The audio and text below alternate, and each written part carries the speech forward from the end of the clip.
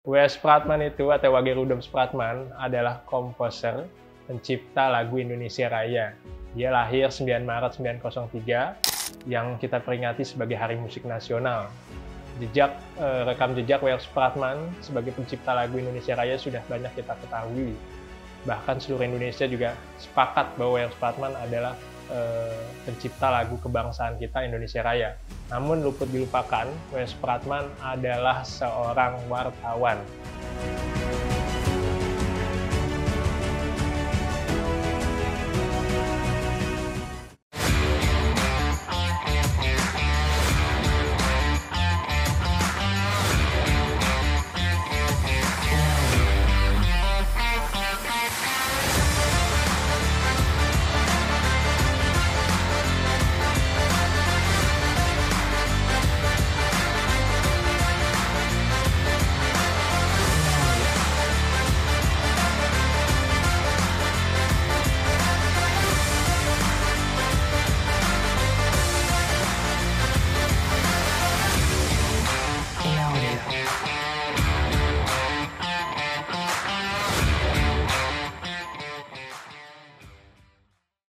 Menelusuri jejak pers Indonesia tidak lepas dari tokoh-tokoh yang pernah terjun di dunia jurnalistik atau berprofesi sebagai wartawan.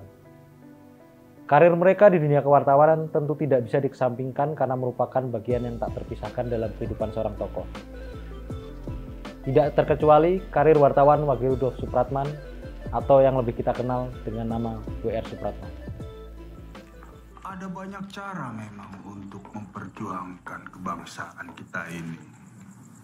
Termasuk dengan kemampuan bermusikmu, Wage. Sudah terlalu lama memang rakyat kita menantikan bisa menyanyikan lagu kebangsaan kita bersama-sama. Dan kau tahu, Ade, lagu ciptaanmu itu sangat terkenal dan dinyanyikan di mana-mana.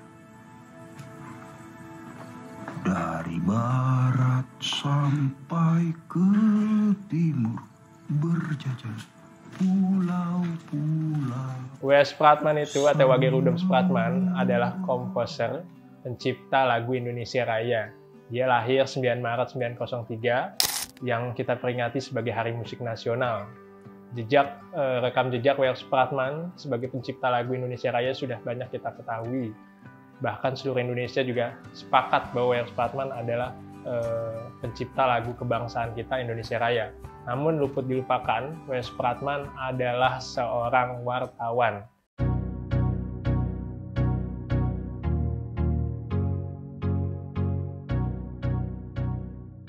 Tokoh yang lebih dikenal sebagai komponis ini mengawali karir kewartawanannya pada surat kabar Kaum Muda yang terbit di Bandung pada tahun 1924. Karena kegemarannya membaca berita politik, surat kabar tersebut membuat W.R. Supratman terjun ke dunia jurnalistik dengan melamar sebagai wartawan pembantu.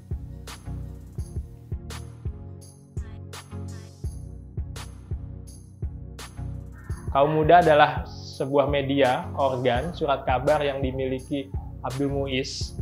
Corak dari organ atau media ini nasionalis dan lebih banyak menceritakan gambaran bagaimana kabar masyarakat di tanah Hindia, khususnya Bumi Putra, tentang masyarakat di tanah jajahan, tentang kebijakan pemerintah kolonial terhadap rakyat jajahan. Dan Supratman pada saat itu belum ada catatan tulisan beliau, namun kalau dari buku-buku atau literatur yang tersedia, dia sempat menjadi reporter untuk Kaum Muda.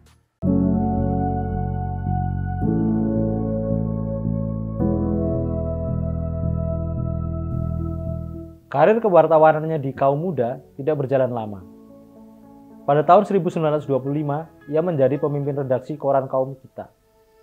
Di sana, ia merangkap menjadi pembantu kantor berita PAIT atau Pers Ageskap India Timur untuk memenuhi kebutuhan hidupnya.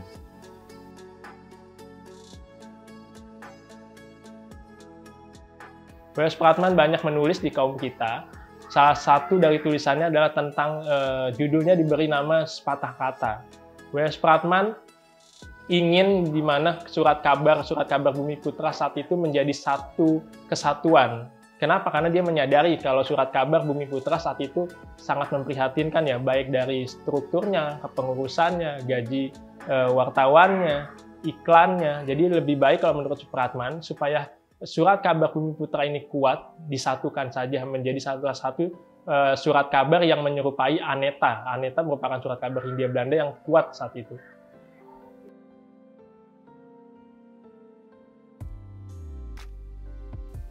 Kurang lebih dalam waktu 4 bulan, di koran kaum kita ia kemudian pindah ke Biro Pers Algemene Pers News Agency atau Alpena Jakarta yang didirikan oleh Parada Harahap sebagai reporter sekaligus editor.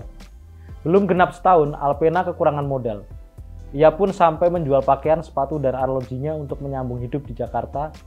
Karena kondisi ekonomi perusahaan Alpena tersebut memburuk, akhirnya membuat ia memutuskan untuk beralih ke media lain. W.R. Supratman kemudian bergabung dengan surat kabar Tionghoa Melayu dengan peredaran paling luas, yaitu Sinpo.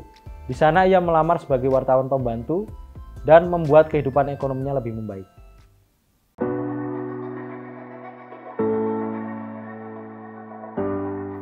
Iya, jadi Sinpo ini adalah media Tionghoa yang punya simpati terhadap perjuangan kaum nasionalis Indonesia.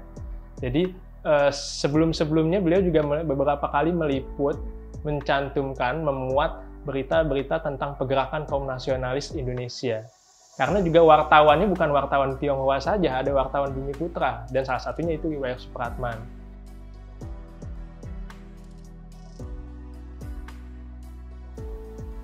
Di perusahaan media Sinpo juga membuat W.R. Supratman sering mengunjungi gedung pertemuan milik M.H. Tamrin dan gedung Indonesian Club Gebo yang sekarang adalah Museum Sumpah Pemuda. Hal tersebut menjadikan beliau lebih dekat dengan tokoh-tokoh pemuda dan pers. Di antaranya adalah Sairun, seorang wartawan senior, Haji Agus Salim, seorang pemimpin surat kabar Fajar Asia, dan M. Tabrani yang merupakan redaktur dari surat kabar Melayu Hindia Baru. Oleh M. Tabrani, ia dikenalkan dengan beberapa tokoh seperti Jamaluddin Adinegoro yang bergelar Datuk Marajo Sutari, Sumarno, M. Tabrani, Bahdar Johan, Paul Pinontuan, dan Sumarto. W.R. Supratman juga mengungkapkan kekagumannya kepada M. Tabrani dan Sumarto saat ia berpidato di Kongres Pemuda Indonesia pertama.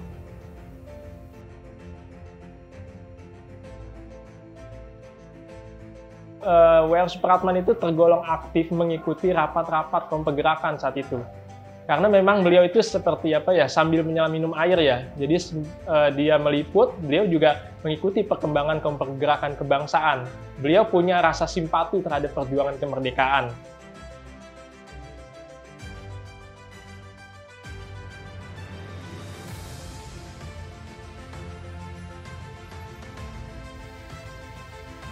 Pada 4 Juli 1927, beliau hadir meliput peristiwa berdirinya Perserikatan Nasional Indonesia atau PNI.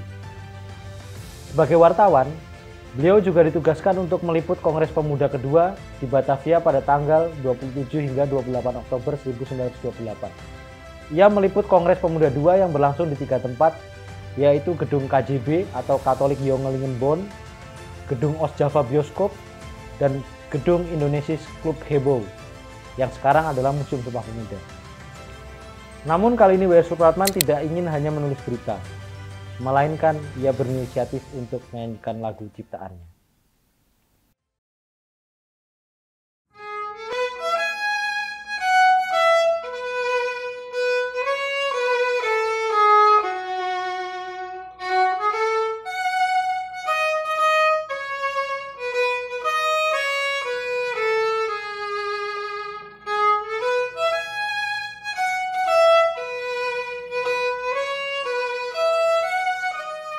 Jadi yang menariknya, W.R. Supratman saat itu dalam karirnya dia biasa meliput atau mengikuti jalannya peristiwa, tetapi kali ini dia meliput di mana beliau menjadi pembuat sejarahnya sendiri. Jadi W.R. Supratman beliau tidak menceritakan tentang dirinya menjadi seorang pemain biola yang memperkenalkan lagu, tetapi beliau menyebarkan lirik-liriknya itu terutama di Sinpo.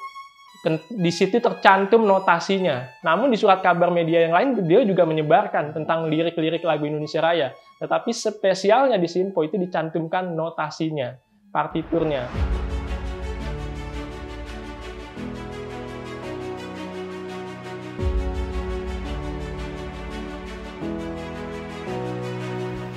Lirik dan notasi lagu Indonesia Raya kemudian pertama kali diterbitkan di edisi 10 November 1928 Surat Kabar Harian Sinpo dengan jumlah 5.000 eksemplar.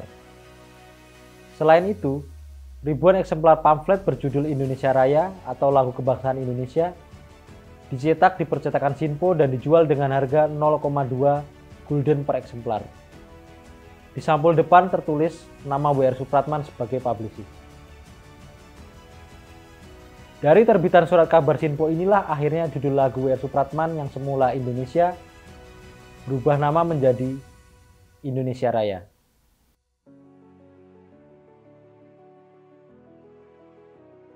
Menariknya, beliau di pamfletnya sudah sedikit percaya diri bahkan lagu Indonesia Raya itu adalah lagu kebangsaan. Jadi bayangkan 1928, W.R. Supratman itu di pamfletnya punya keyakinan bahwa lagu Indonesia Raya itu adalah lagu kebangsaan.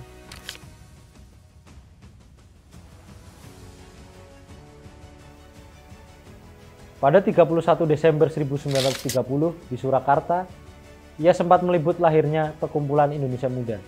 Kemudian pada tanggal 28 Desember 1932 hingga 2 Januari 1933, ia diundang secara khusus untuk meliput Kongres ketiga Indonesia Muda di Gedung Nasional Indonesia Surabaya. Pada Agustus 1933, ia menulis berita penangkapan dan pengasingan Insinyur Soekarno ke ND pada 30 Juli 1933.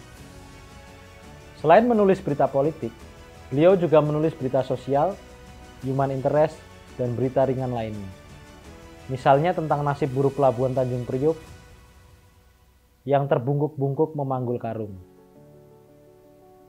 Di Surat Kabar Sinpo inilah karir terakhir kewartawanan W.R. Supratman. Karena kondisi kesehatan yang mulai memburuk, pada tahun 1936 ia mengajukan berhenti dari Sinpo.